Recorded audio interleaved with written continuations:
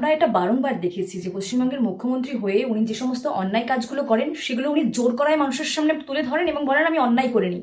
একটা জিনিস বাংলার মানুষের কাছে পরিষ্কার হয়ে গেছে যে যেখানে সরকারি তদন্তকারী সংস্থা ইডি বা সিবিআই তদন্তের জন্য তল্লাশি করতে যাচ্ছে বা এনকোয়ারির স্বার্থে তারা এসেছে, সেখানে মুখ্যমন্ত্রী মমতা বন্দ্যোপাধ্যায় প্রবেশ করে সেখান থেকে সেই নথি ফাইলগুলো, ল্যাপটপ, ডিভাইস, ফোন সমস্ত কিছু নিয়ে বেরিয়ে এসছেন। এর থেকে প্রমাণিত হয়ে গেছে মুখ্যমন্ত্রী তার পদের অবমাননা করেছেন। ভারতবর্ষের সংবিধানের অধিকারে গণতান্ত্রিক পদ্ধতিতে যিনি মুখ্যমন্ত্রী হয়েছেন তিনি গণতন্ত্রকে দুমড়ে মুচড়ে শেষ করে দিয়েছেন, তিনি সংবিধানকে নষ্ট করে দিয়েছেন।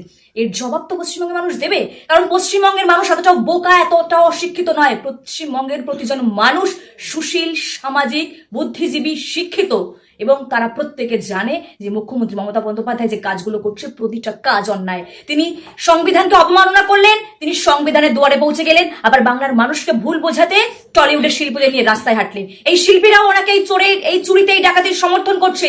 এটা লজ্জা পাচ্ছে বাংলার মানুষ, এটা লজ্জা পাচ্ছে বাংলার শিক্ষিত মানুষ যে এই বুদ্ধিজীবীরা, এই টলিউডের শিল্পীরা, এই অভিনেতা অভিনেত্রীরা এই ডাকাতি কর্মকে সমর্থন করে রাস্তায় হেঁটেছিল। তা প্রত্যেকেই জানি আইপ্যাক নামক যে সংস্থা পশ্চিমবঙ্গে কাজ করছে তৃণমূলের সাথে, সেটা যে একটা কর্পোরেট সংস্থা অর্থাৎ প্রাইভেট সংস্থা, এবং তার প্রধান কর্মধার প্রশান্ত কিশোর কর্মধার এবং দ্বিতীয় কর্মধার হিসেবে প্রতীক জৈন আছে।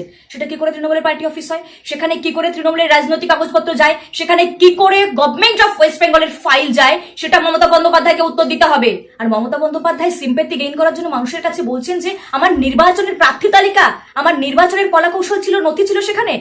একদমই ভুল বলছেন। কেন? যে ফাইলগুলো আমাদের চোখের সামনে এসেছে, আমরা দেখেছি 2022 সালের ফাইল। মমতা বন্দ্যোপাধ্যায় 26 ইলেকশনের জন্য 22-এর প্রার্থী তালিকা তৈরি করেছেন। মিথ্যে বলছেন, বাংলার মানুষের কাছে সিম্প্যাথি পেতে চাইছেন। অন্যায় করেছেন, সংবিধানকে অবমাননা করেছেন, এর শাস্তি ওনাকে গণতান্ত্রিক পদ্ধতিতে বাংলার মানুষ দেবে। যে আইনকে মেনে আমরা চলছি, তুমি চলছো, আমি চলছি, বাংলার প্রতিজন মানুষ, ভারতবর্ষের প্রতিজন মানুষ চলছে, সেই আইনকে অবমাননা করে মমতা বন্দ্যোপাধ্যায় ঢুকে গিয়েছেন। তার সাথে সঙ্গ দিয়েছেন স্টেটের ডিজি, তার সাথে সঙ্গ দিয়েছেন একাধিক আইপিএস অফিসার, তার সঙ্গে সঙ্গ দিয়েছেন ওনারই আইএএস অফিসার, চিফ সেক্রেটারি। কি করে এই সমস্ত প্রশাসনিক পদে থাকা মানুষজন এই নথি ডাকাতিতে, এই নথি চুরিতে সহযোগিতা করলেন?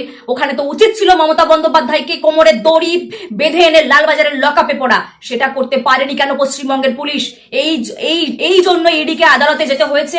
আর এই রায় আদালত যদি দিয়ে দেয় তবে আমরা দেখতে পাবো যে যিনি চুরি করেছেন, যিনি ডাকাতি করেছেন, যেমন সাধারণ চোরকে জেলে যেতে হয় তেমনি নথি চোরকেও জেলে যেতে হবে, নথি ডাকাতিকেও জেলে যেতে হবে।